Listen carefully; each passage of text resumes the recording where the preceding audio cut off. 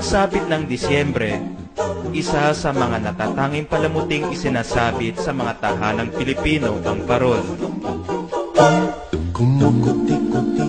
Tanyag sa buong mundo ang mga parol ng Pilipinas dahil sa kanilang makukulay na disenyo at nakaaaliw na mga ilaw. Pinaglalaroan ninyong mga mata. Bakit tayo nagsasabit ng parol tuwing Kapaskuhan?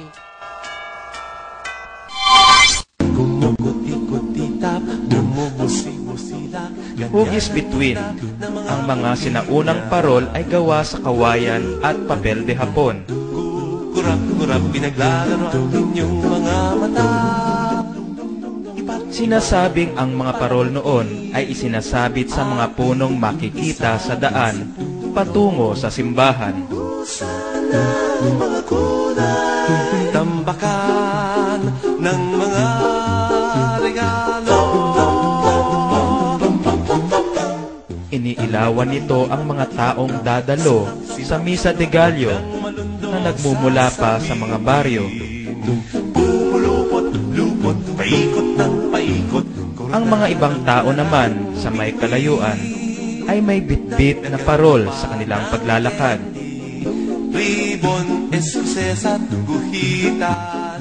Matapos ang misa, ang mga bitbit na parol ay isinasabit nila sa kanilang bintana, tanda ng pananampalataya at pag-asa sa nalalapit na pagdating ng anak ng Diyos. Busi-busilak, ganyan ang kurap ng mga bituin. Tumitibok-ibok, sumisinong. Ang parol ay sumasagisag sa tala ng Bethlehem na gumabay sa tatlong haring mago papunta sa sabsaban kung saan nasilayan nila si Jesus. Lalong dumadami, regalo mo'y dagdagan.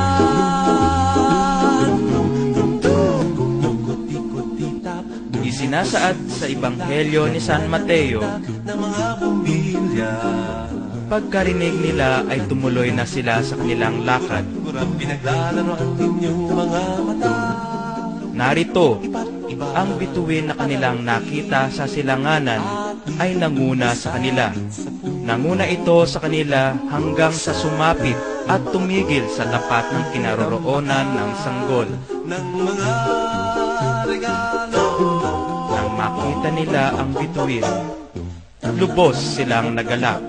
Sumisinok, huwag lang malundo sasabihin. Patuloy tayong pinaalalahanan ng mga parol na sa kabila ng kadiliman sa ating buhay o ng mundo, may talang maningning na magtuturo sa atin papunta sa dapat nating patutunguhan. Magalak tayo sapagkat siya ang ilaw na walang hanggan.